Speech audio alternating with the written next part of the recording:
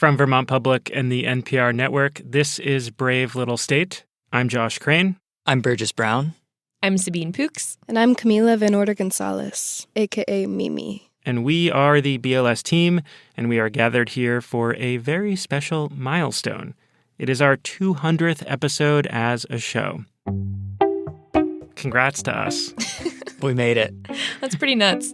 In honor of this very special episode, we are going to do something a little bit different. Normally on the show, we answer one listener question per episode. And today, we are endeavoring to answer 20 listener questions, all in the same episode. How are you guys feeling about it? I'm tired already. It's going to be fun. We went through our entire archive. It's like thousands of questions. And collectively, we selected some of our favorites that we've never answered on the show before. We've broken up the questions into 5 categories that we're going to tackle today. Category number 1, historical and legal oddities. Category number 2, creatures. Category 3, culture and geography. Category 4, politics.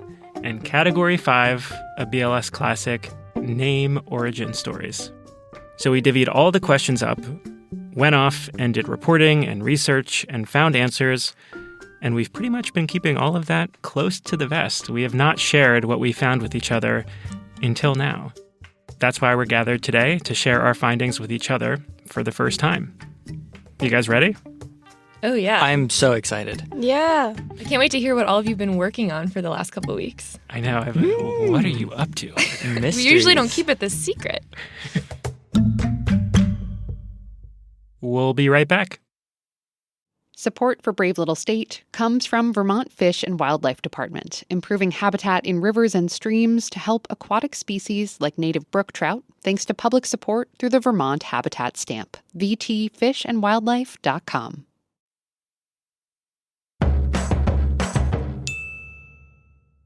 Welcome back to Brave Little State. We are going to start with our category called Historical and Legal Oddities. Of which there are so many. People are so curious about these. And I actually took on the first one. And this was a question that goes like this. Vermont has a law that says apple pie must be served with cheese. What is the story behind it? So, question asker Brooke Angel grew up in Randolph. She lives in Chicago now. And she actually came across this topic at a trivia night north of Chicago. The final question of the night was this.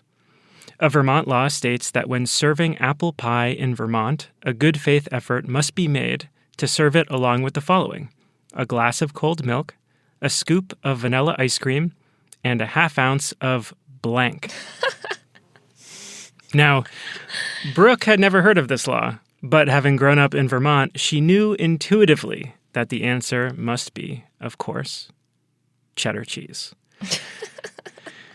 So, have any of you heard of this? No. Absolutely not. So Brooke was a hero for her trivia team because she got the answer right. But she went home afterwards and kept thinking about this because it seems so weird and funny and unusually funny for, like the law. So she submitted her question to us, and here is what I've learned. The bill was passed in 1999. Now, Burgess, I've sent you the text of the important part of the bill in question, and I'm wondering if you could channel your inner Vermont lawmaker and read sections 1 and 2 for us. Oh, I should have known this was coming. All right. Let's hear it, Burgess. An act relating to designating the state pie and the state fruit. It is hereby enacted by the General Assembly of the State of Vermont. Section 1, the state pie shall be apple pie. Section 2, the subheading here is serving apple pie. When serving apple pie in Vermont, a, quote, good faith effort shall be made to meet one or more of the following conditions. A, with a glass of cold milk. B, with a slice of cheddar cheese weighing a minimum of a half ounce. C, with a large scoop of vanilla ice cream. And then it goes on to section 3, which is the state fruit, and the state fruit shall be the apple. Well done, Burgess, truly. Thank you. And here is the extra fun part. It turns out that our question asker, Brooke, actually has personal connections to the Vermont State House. Her grandfather is Phil Angel, who was a state representative for a decade here. And this law about apple pie and cheddar cheese passed during Brooke's grandfather's time in the Vermont legislature. What? So, of course, Brooke sent her grandfather an email to ask about what he remembers from when this law was passed. And here is Phil Angel's response to Brooke. Quote, I don't remember this law passing the House. It really has no force or effect other than something to talk about or even brag about. End quote. Well, that is what we are doing. They got us. And I want to just say, so Phil, Brooke's grandfather, also added, quote, not everything that happens in the legislature is entirely serious. End quote. Wow. So the sponsor of this bill back in 1999 was a well-known Vermont lawmaker and activist, Ed Paquin, and he explained his motivations for creating this bill in the first place. I was contacted by an instructor of, I think it was a grade 2-3 class, that they were going through the effort of teaching the kids about how laws are made, and I'm pretty sure they generated the idea of making apple pie the state pie. So the students came up with the idea, and he helped them run it through the whole process, including lobbying for it at the State House. And this was the cutest thing. They came around the room, and I had told them how they'd be asked to testify. And the little kid got up there and started talking about the apples. That is so sweet. I know.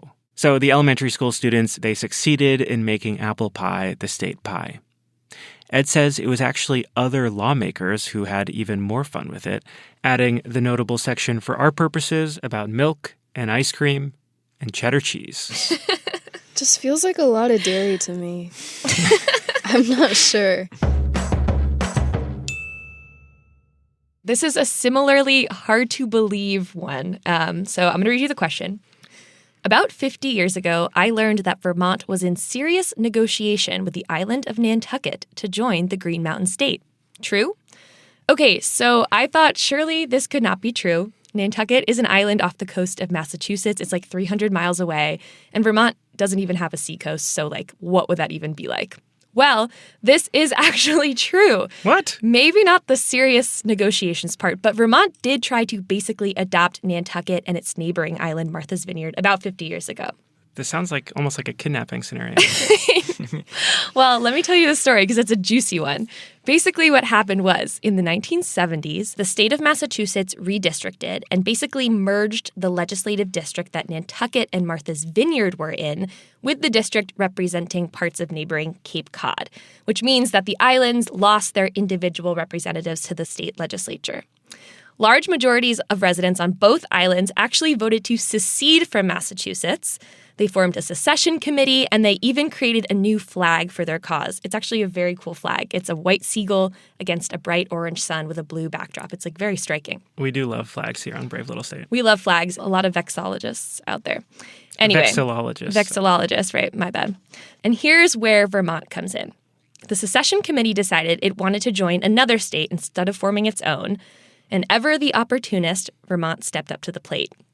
Both the Vermont Senate and House passed resolutions encouraging the island's secession from Massachusetts. The Senate resolution outlines the, quote, sundry similarities between the islands and Vermont and says both are, quote, almost solitary bastions in preserving a way of life alien to the encroaching eastern megalopolis. Just let that sink in for a second. Yeah.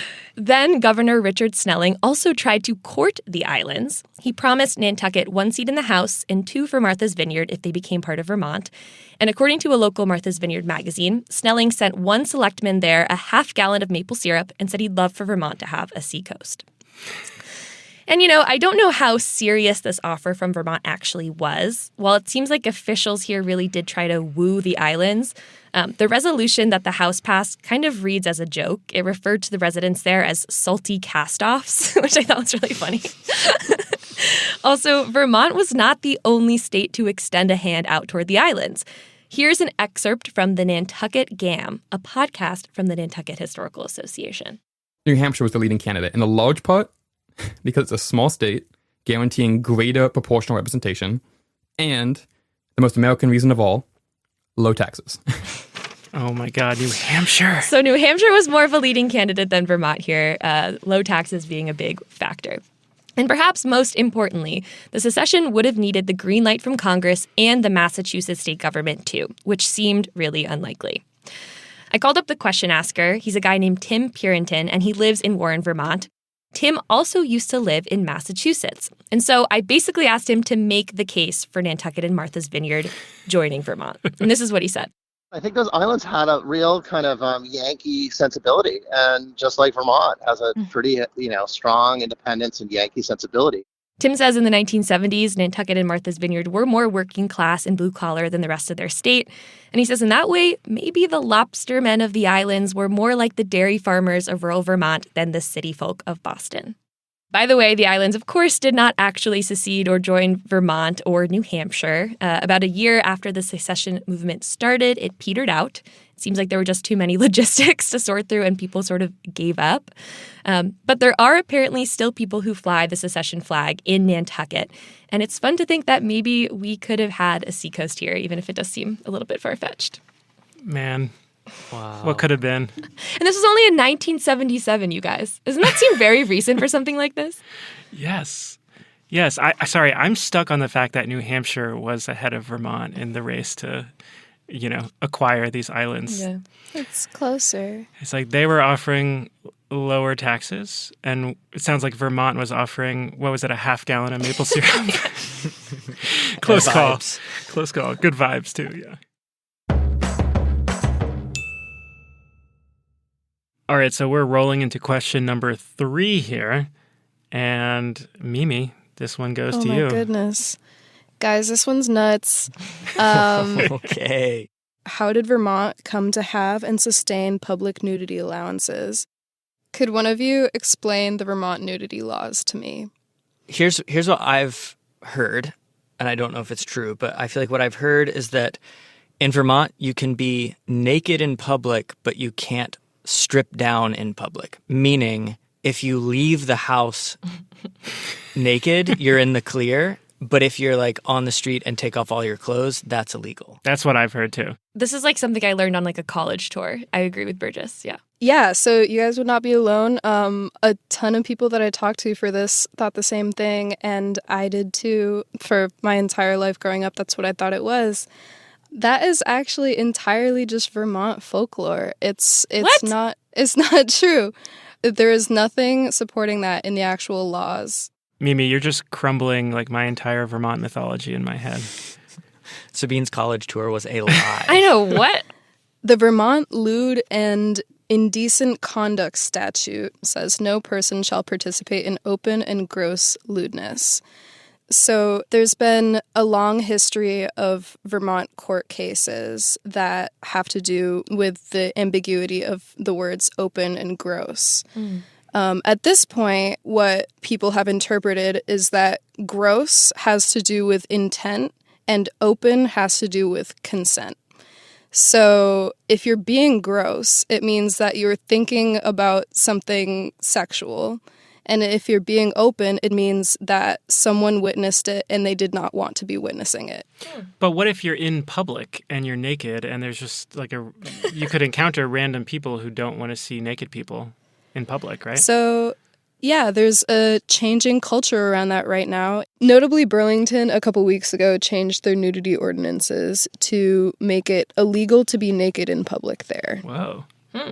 But another key moment in the history of the Vermont nudity laws is that in 1971, Patrick Leahy, as the state's attorney for Chittenden County, wrote this really sassy, open letter to the police. He talked about how public nudity and skinny dipping is like a key part of Vermont culture. What he said in the letter was, quote, "If no member of the public present is offended, no disorderly conduct has taken place." So why is there this rumor that the law is this other way if it's really not? I have talked to so many lawyers about this, and and nobody knows. Just a game of telephone or something.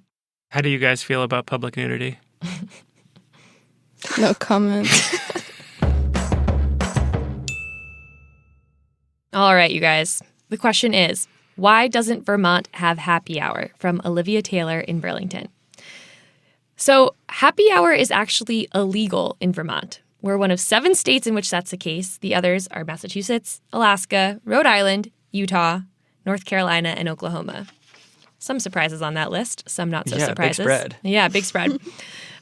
And these bans all seem to date back to the 1980s when the advocacy group Mothers Against Drunk Driving was really pushing for tighter alcohol laws. And the rationale for getting rid of happy hour in particular is that if you give people a window of time in which alcohol is cheaper, say 3 to 5 p.m., they're going to drink as much as they can in that window, and then they're going to drive drunk home. Ooh. This is really good logic, actually. Yeah. Ultimately, yes. Some states that have happy hour laws in the books have since repealed them, like Indiana, which did so just last year. And in Vermont, it seems like there's an attempt every couple of years to change the law, but nothing has really gained momentum or stuck. So while bars in Vermont are allowed to reduce drink prices for an entire day, like a daily drink special, they're not allowed to do it for a limited time, like a happy hour. So Vermont used to have happy hours?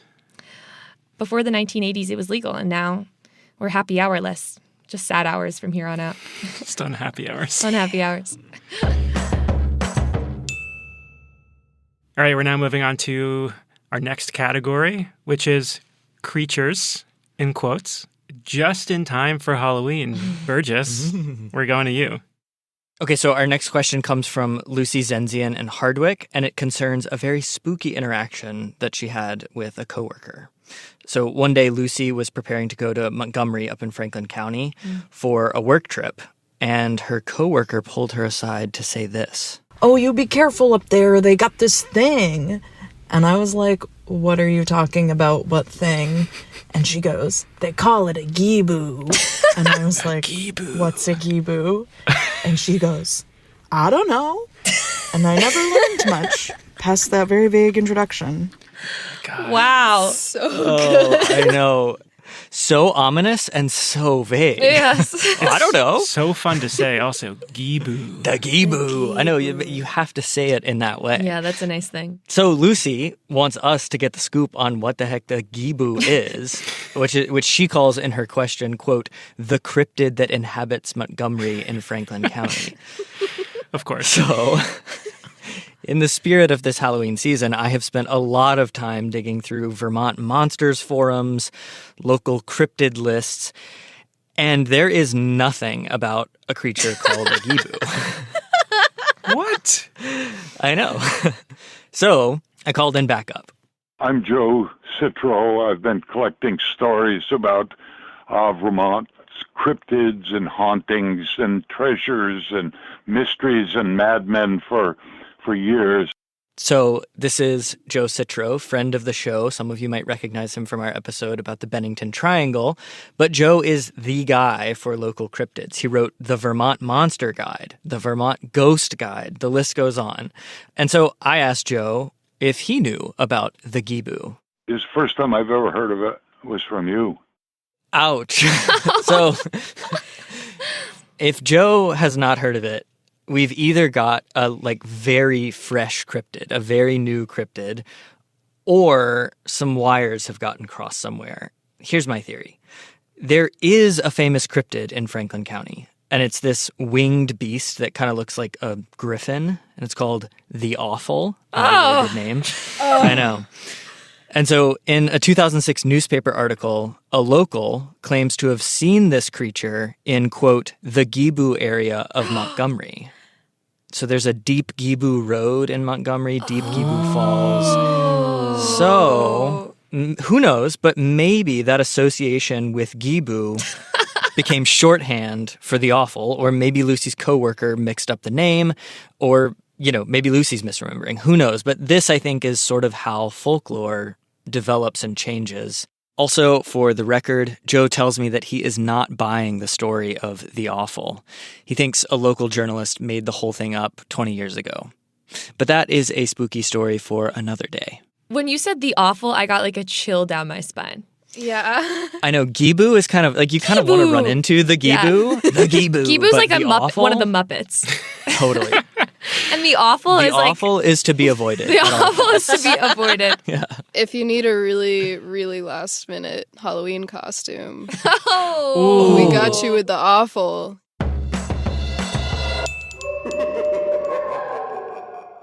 All right, I took on a question that goes like this. Who in Vermont can teach me how to call a moose?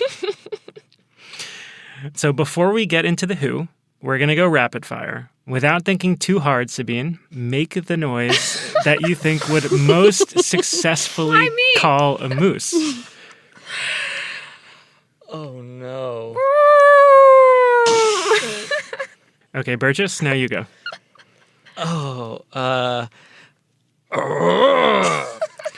Okay, Mimi, it's your time to call a moose. Now, let's listen to a hunting and wildlife guide in Island Pond call a moose. Oh,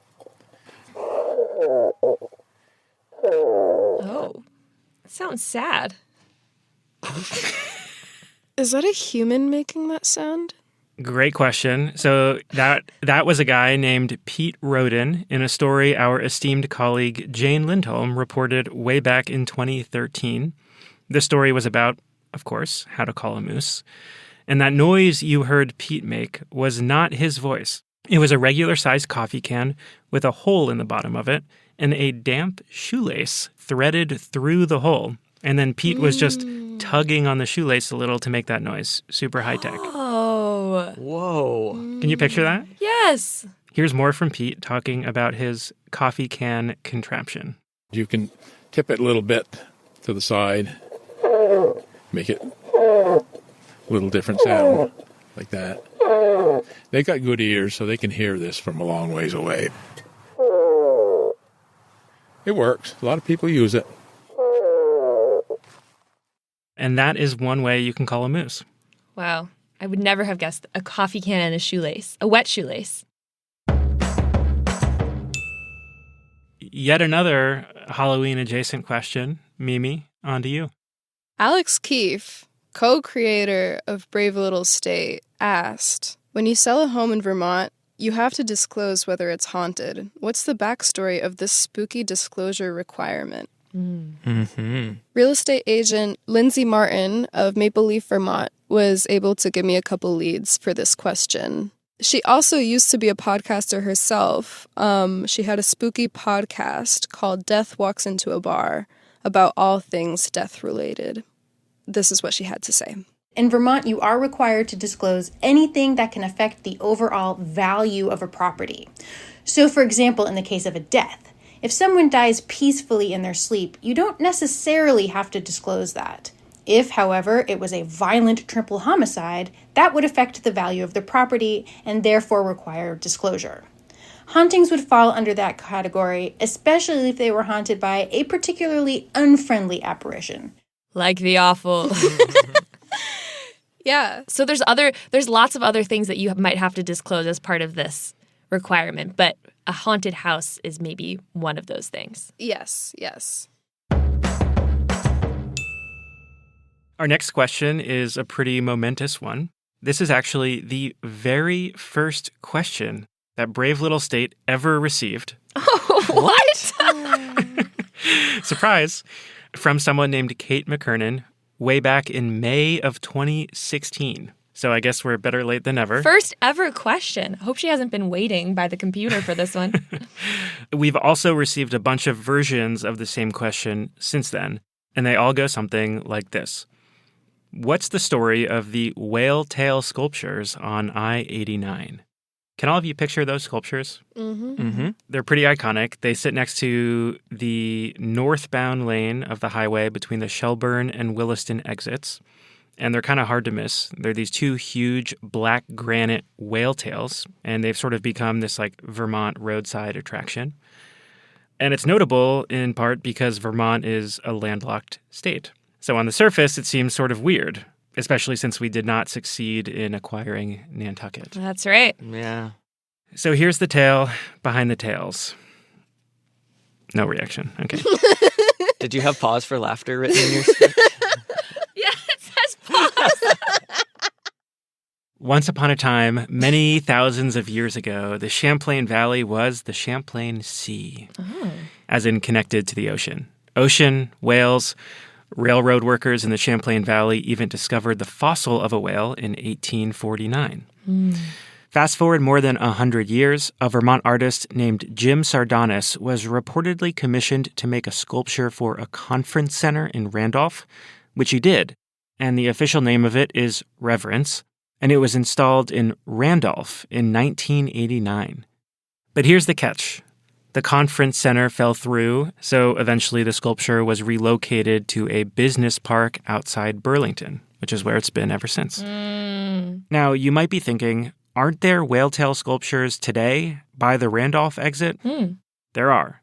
And that's because in the 2010s, the Preservation Trust of Vermont and the Vermont Community Foundation commissioned the same sculptor to erect another whale tail sculpture at the original location in Randolph. That sculpture was installed in 2019, and it's called Whale Dance. It's near the southbound side of the highway right at the Randolph exit. It's similar to the original sculpture, but there are a few key differences. It's cast in bronze instead of granite. Jim Sardonis said he could capture the movement of the whales better that way in bronze. It's also about 3 feet taller, for what it's worth, than the original sculpture. I sent you guys photos of the whale tail sculptures because you never really see them in the same place. You really can see like the movement of the tails. Yeah. Oh, wow. It's nice to see them not from a car going 70 miles an hour. Speed limit 65, Burgess. It's nice to see them not from a car going 65 miles an hour. All right, you guys, last question in the creatures category. And the question is, if you flush a tick down the toilet, how soon will it die? Oh, man. Yeah. So gross. Yeah. Does this evoke any feelings from anyone? Disgusting. I got goosebumps already. Yeah. You guys get a lot of ticks in your life? Yeah. So many. Dogs with a lot of fur do not help the matter. No, they don't. This question came from Catherine Boyk in South Burlington, and she works at an organization that works with public drinking and wastewater. So she was really wondering, like, at what point in the flushing process does the tick die? I thought about flushing a real tick down the toilet for this one. I even asked Josh to save me a tick if he found one. But I realized... I did. Which you did. Thank you so much for doing that. But I realized unless I could mount a tiny GoPro onto a tick, I wouldn't actually know when in the process it perished. So instead... We don't have the budget for that. We don't have the budget for that. How could you have predicted that? How could I... Yeah, that's right. So instead, I called the state, and I got routed to Patty Casey at the Agency of Agriculture. She so kindly humored my request and wrote over email that, quote, as you can imagine, it's a bit of a non-question for us, no offense intended, which, like, totally fair and no offense taken. Anyway, Patty said once a tick is flushed down the toilet, it's basically dead right away because it won't survive the sewer and wastewater treatment or septic tank. But I thought we could get a bit more specific here. So I made a call to someone named Brad Roy.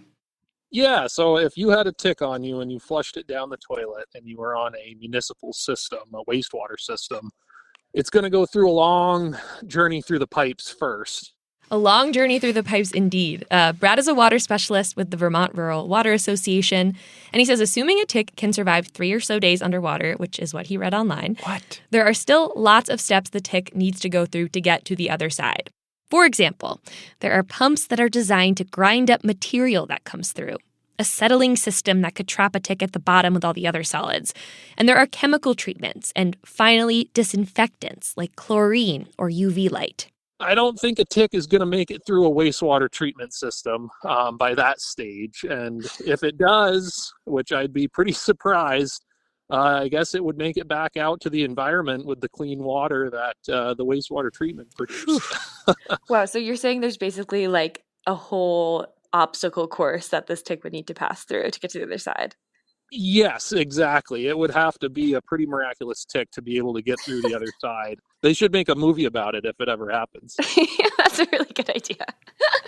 Oh my God. Radioactive tick. This is exactly what I was thinking. This is the beginning of a really Right. C-list horror movie. I think where this question hit home for me is whenever I flush a tick, I wonder, is it going to crawl back up? It seems like the answer is no. Yeah, except I know ticks, and I feel confident that ticks. There are ticks out there that could make it through that obstacle course. And there are probably like plenty of super ticks among us, and we have no idea. Maybe there's really strong ticks that have really strong legs, and they cling to the sides of the pipes, and they've built societies. Oh, no. This is the real Halloween adjacent question. Yeah, forget the Gibu. We got ticks. Wait, so ticks can survive underwater for 3 days? That's according to the University of Rhode Island Tick Encounter blog. This sounds trustworthy. How do you even study that? That seems... Well, ultimately, I think this might be a good time for a break. We got to take a break. We'll be right back.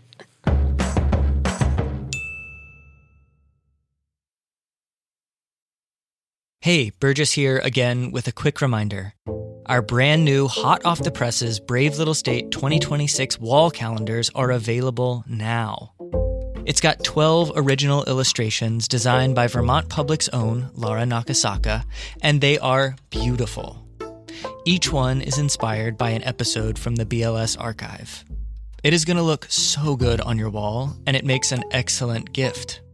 Every calendar you buy helps keep this podcast going strong. Head to bravelittlestate.org/calendar to place your order. And remember, if you want your order to arrive by Christmas, be sure to place it by November 24th. That's bravelittlestate.org/calendar.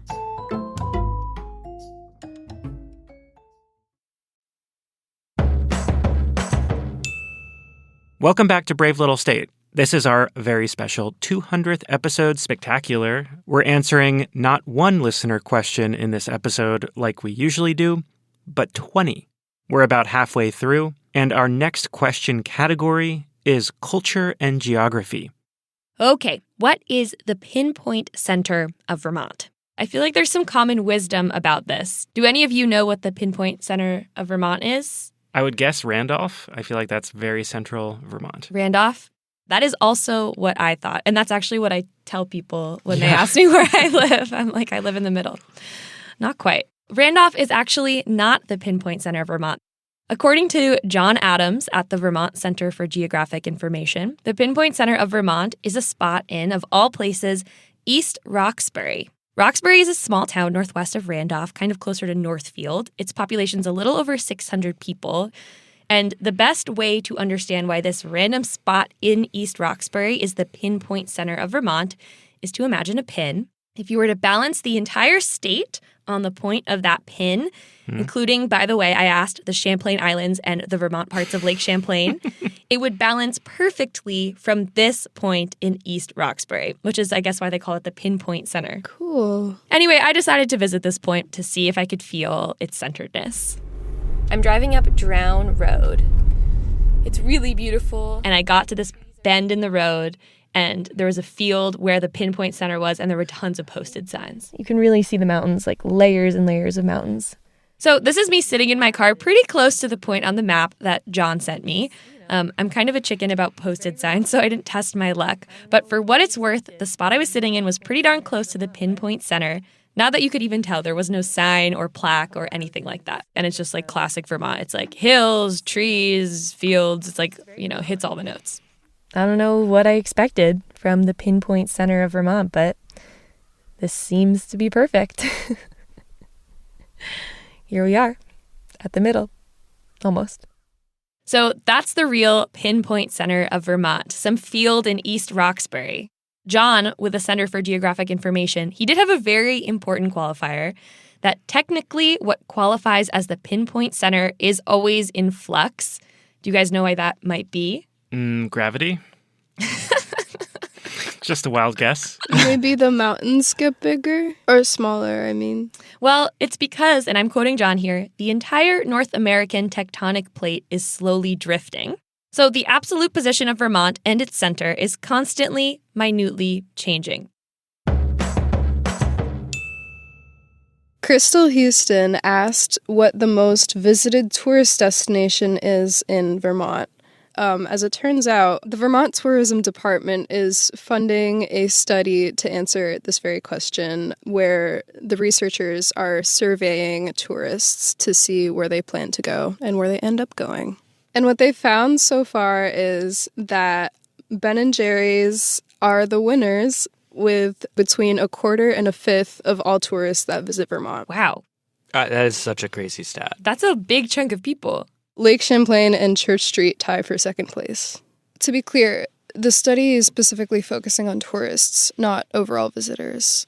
If it was going to be looking at overall visitors, Church Street would win by a landslide, but the Ben & Jerry's factory has more tourists. Wow. Ben & Jerry's, man. This question hit close to home for me as a lifelong Subaru driver. How did Subarus become so popular in Vermont? Is Vermont the state with the highest number of Subarus per capita? And that question comes from Kayla Loving. So, yes, Vermont does have the highest number of Subarus per capita, at least according to a website called iseecars.com. Okay. They did a study about a decade ago, and they analyzed more than 2 million used cars that were sold. They found that more than 11% of the cars sold here in Vermont were Subarus. For context, Subaru makes up 1.6% of the total auto market. Wow. And online, people speculate their popularities because of two main reasons. One, practicality. Subarus are known for doing really well in more rugged environments like that of Vermont.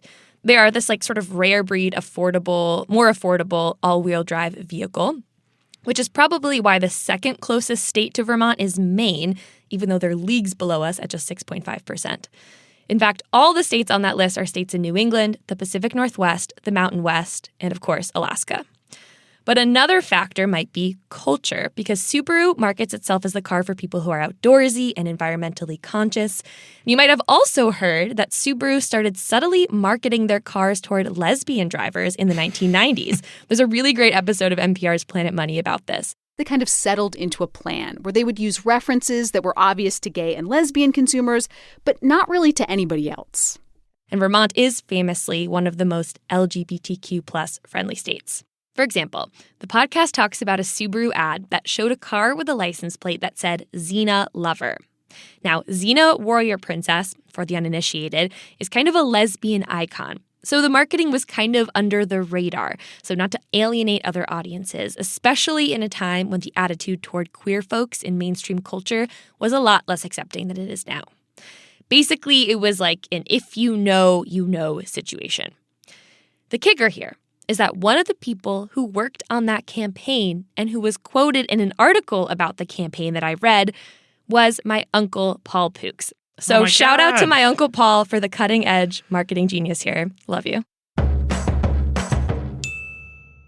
Okay, so this is another question that hits pretty close to home for us here in this room because it is about someone's radio voice.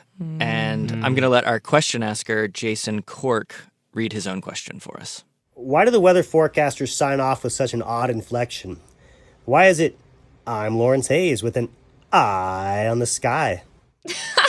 Oh, he did well there. It's a good impression. Yeah, I know. This is actually a pretty solid impression of our friend Lawrence Hayes' distinctive sign-off. For those unaware, Lawrence is a meteorologist at the Fairbanks Museum and a member of the Eye on the Sky team. Eye on the Sky weather forecasts have been on our airwaves here at Vermont Public for more than 4 decades. So there was obviously only one way to get to the bottom of this question, and so I called up Lawrence to ask him about it. And he says that he remembers exactly when he came up with his signature sign-off. What? It was about 15 years ago. He had just started with the Eye on the Sky team, and he was wanting to sort of set himself apart stylistically from his colleagues. So what I endeavored to do initially was I wanted to end with some gravitas, you know. So I'm Lawrence Hayes with an eye on the sky, right? Like take it down inflectionally at the end. So he was at his home office and he was just repeating this outro over and over again and getting more and more frustrated because he wasn't achieving this weight that he wanted, this gravitas. And eventually his wife came to check on him because he'd just been saying the same thing over and over again for so long. and Lawrence said that this interruption sparked an epiphany, that instead of going down at the end of his sign-off, he should add an upward flourish. And that has given us this gift. I'm meteorologist Lawrence Hayes with an eye on the sky. Oh, just iconic. Gravitas indeed. So there you go. This is important to me. I would do that as a kid. You would do an impression? Yeah. Oh. Can we hear it? No. A listener asked, why does our geography affect the weather? On multiple occasions, I've entered/exited a distinct system over Bolton. Why? Okay, this is so true. When I first moved here, I lived in Montpelier and would drive to Colchester for work. And passing through the Bolton area is like where I learned to check the weather there, not just here and my destination. I would always check there too, because it's always like totally different. I'm actually just going to let our state climatologist take this one away. This is Dr. Leslie-Anne Dupini-Giroux. So the Bolton area is in the Winooski Valley as you're heading between Montpelier and Richmond. And if you ever drove through that part of the state, you realize how complex the topography is. I mean, we have complex topography in many areas across the state. But if you think about the Bolton area, that's where you see some really constrained valleys. Sometimes what happens in the constrained valleys is if systems either developed or are trapped in a constrained valley, you tend to get different amounts of precipitation than even just a few miles to the east or the west. A constrained valley. Yeah. Oh my God, this completely changed the way I look at every single cloud when I'm driving. If you ever go through the mountains, look at the clouds because you might literally be able to see them get stuck. All right, we are on to our fourth category, politics. Burgess, you are first up. Our next question comes from Chris Pitt, who asks, has there ever been a move to make Burlington the capital of Vermont? And the answer, Chris, is yes. There have been several campaigns over the years, but one of them really stands out from the rest. And Burlington really tried to hit Montpelier while they were down. The year was 1857, and the State House had just burned to the ground. Oh. Really down. Really down. And a bunch of cities saw this unfortunate event as their opportunity to swoop in and snag the capital away from Montpelier. That's wrong. Just brutal, I know. So Burlington, Rutland, Middlebury, and Northfield all came forward with big money offers to rebuild a new state house in their own backyards. Fighting ensued, and Burlington nearly succeeded. The decision went to a vote, and in the end, the Senate voted 13 for keeping the capital in Montpelier, 11 for Burlington, 4 for Rutland, and 1 for Middlebury. So basically the debate came down to this long-standing antagonism between rural towns and the bigger towns of the day that had been playing out for decades already. And it was sort of like, let's just keep the status quo. Montpelier was the middle ground and was able to retain the capital and rebuild the state house that we have today. Oh my gosh. How different Vermont would be if Burlington or Rutland or Middlebury were the capital. Or Northfield. Don't forget Northfield. No, they didn't get any votes. They didn't get any votes. I would vote for Northfield. I love Northfield. How many more people does Vermont have to add to its population in order to have a second congressperson? So this question comes from a listener named Ellen. And just as a refresher, there are 435 total seats in the United States House of Representatives. And there's a whole complicated formula for how they're divided up, but it's based roughly on the proportion of the country's population found in each state. Now, Vermont's lone representative is currently Becca Balint, and Vermont is one of 6 states with just one House representative, along with North Dakota, South Dakota, Alaska, Wyoming, and Delaware. So, how many more people does Vermont need to get off that list? This is a prime question for Vermont Public senior reporter Bob Kinzel. Bob. My favorite fun fact about Bob is that he has been covering the Vermont State House since 1981, which is longer than any continuously serving member of the legislature. So he is truly a Vermont institution, and we love him. Of course, Bob had the answer, and he laid it out over email. The average population of a congressional district is roughly 780,000 people. That's the national population of about 340 million divided by 435, the number of House districts. Any state with a population lower than this number still gets one seat, and Vermont falls in that bucket since our state population is around 640,000.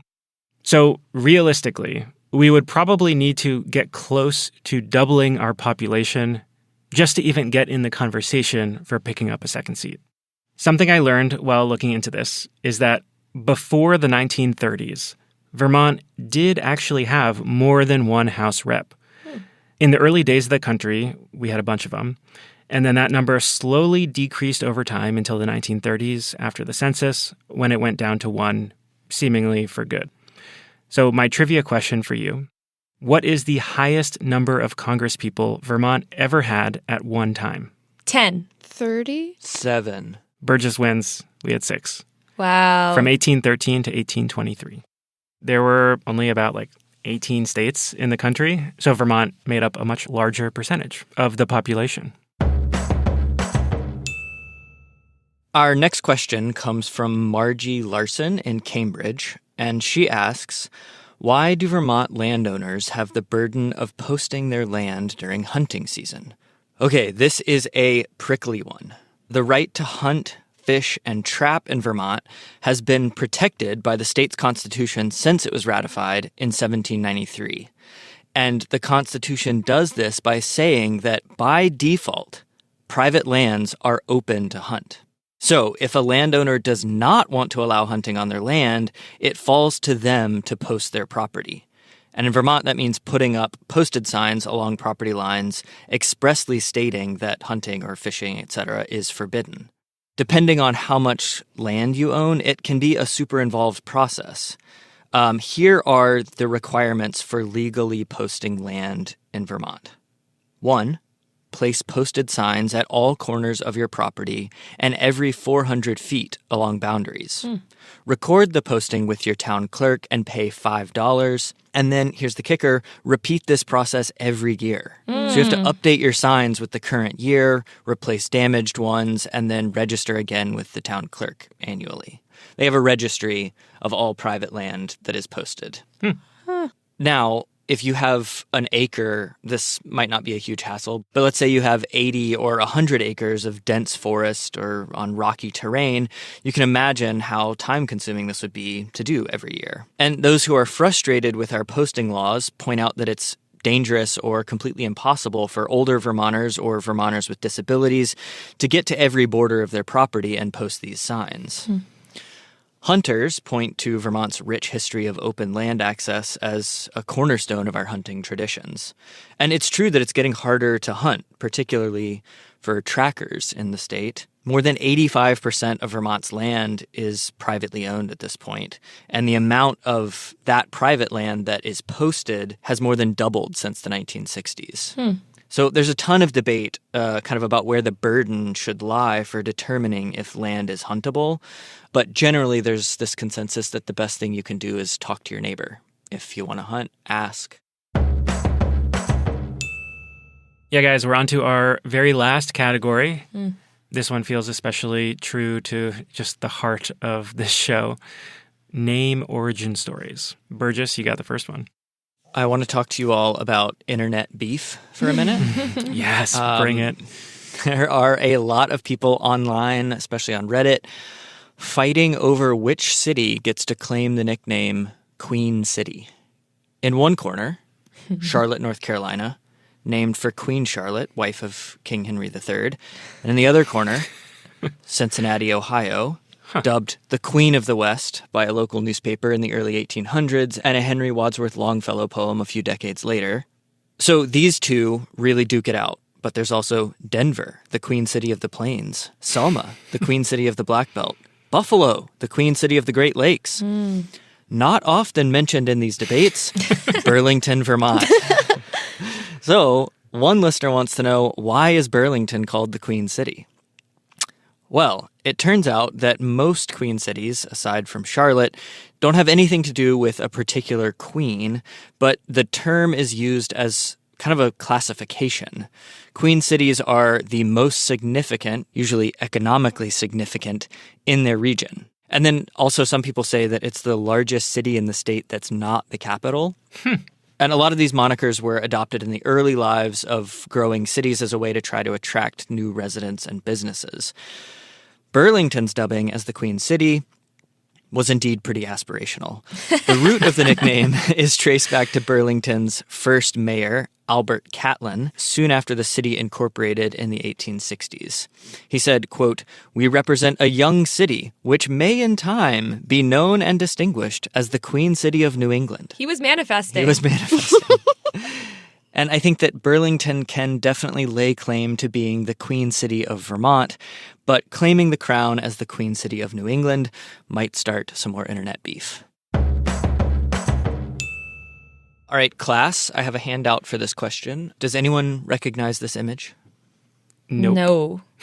Oh, you're all getting a failing grade. This is the seal of the University of Vermont. The reason I'm showing you this is because this seal contains the answer to a question that I have secretly wondered about and been a little bit too afraid to ask, and that is, why is it UVM and not UVT? So, University of Vermont, why is the abbreviation UVM and not UVT? All right, Josh, can you read the text across the top of the seal for me? Universitas V Montis. Nice. So the V here stands for Viridis. Viridis? Viridis. Universitas Viridis Montis, which is Latin for the University of the Green Mountains. Oh. The university's first president, Reverend Daniel Clark Sanders, was a big classicist, and so he pushed for the Latin translation to be on the seal. And then over the next few decades, the abbreviation of that Latin translation, UVM, would become the preferred abbreviation rather than the English one. Wow. That's a great answer. Really interesting. And isn't University of the Green Mountains such a good name? Like, I wish that that's what it was called. It's it's so evocative. Guys, we are almost done. We have one question left to answer, and it's a little bit meta. This is from a listener named Martha Penzer, who asked where the name of this here show, Brave Little State, comes from. Now, as far as I know, we've never fully explained this in the podcast, and I know we've never shared the name that this show was almost called, because I literally just learned about this the other day. Oh, I am so excited. I'm going to save that for the end. Tease. But first, to help us tell the origin story of our actual show name, I interviewed a Brave Little State VIP. Who are you again? I'm Angela Evansy. It's been a minute since I've been on the show, but I created Brave Little State with Alex Keefe in 2016. So Alex Keefe left then VPR a bunch of years ago. Angela, of course, is still very much in our everyday orbit at work. She now runs the Vermont Public Content Department. But back in 2016, she and Alex were just trying to get this thing off the ground, and they needed a name. So we had a bunch of names, and we didn't really like any of them. And then one day, Alex texted me a link to the Calvin Coolidge speech, the Brave Little State of Vermont speech. In 1927, Calvin Coolidge was president of the United States, and there was a devastating flood in his home state of Vermont. The following year, in 1928, Coolidge traveled to Vermont to survey the damage and the reconstruction effort, and at some point, he delivered a speech in Bennington. I'm guessing it became notable in part because this guy was not exactly known for his speeches. His nickname was Silent Cal. Oh, no. But anyways, the end of his speech is really the important part for our purposes. Now, Burgess, you did so well reading the apple pie and cheese bill. Can you now channel your inner Calvin Coolidge and read this to us? Okay. If the spirit of liberty should vanish in other parts of the Union and support of our institutions should languish, it could all be replenished from the generous store held by the people of this brave little state of Vermont. Since he gave that speech in 1928, the phrase brave little state has become a nickname for Vermont, and of course, in 2016, it became the name of our show. Angela told me she's actually heard pushback from people over the years. we used to get criticism from listeners like, why did you choose this? It's really infantilizing. It's too cutesy. But I do not see it that way. I feel like it is a great shorthand for the really unique type of a spirit, the Vermont spirit, right? We are a small state. There are not a lot of people here, and we can do really powerful things together. And now, do you want to know what the show would have been called had it not been Brave Little State? Yes. Yeah. And I remember at the time I was really pushing for the name, and I'm so glad we didn't choose this. Home Place.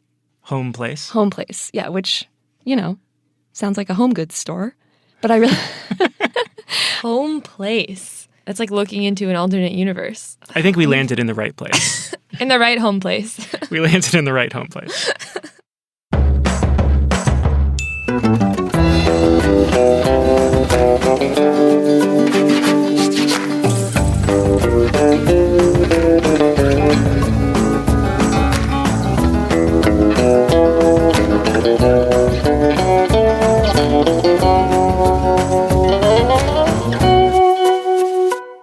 Thanks for listening to the show, and thanks to all 20 of our question askers for sharing their curiosity with us. If you have a question you want us to answer in an upcoming episode, ask it at bravelittlestate.org. And if you like the show, it'd mean a lot to us if you went into Apple Podcasts and left us a rating and a review. And make sure to follow the show while you're there. It's a cliche podcast ask, I know, but it does help other people find us, and even more than that, it just makes us feel good. This episode was reported and edited by Burgess Brown, Sabine Pooks, Camila Van Order Gonzalez, and me, Josh Crane.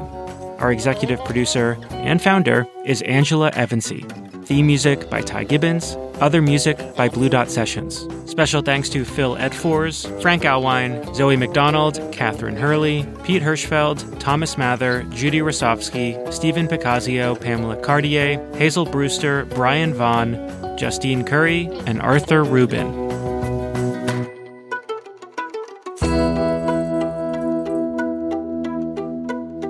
Brave Little State is a production of Vermont Public and a proud member of the NPR Network.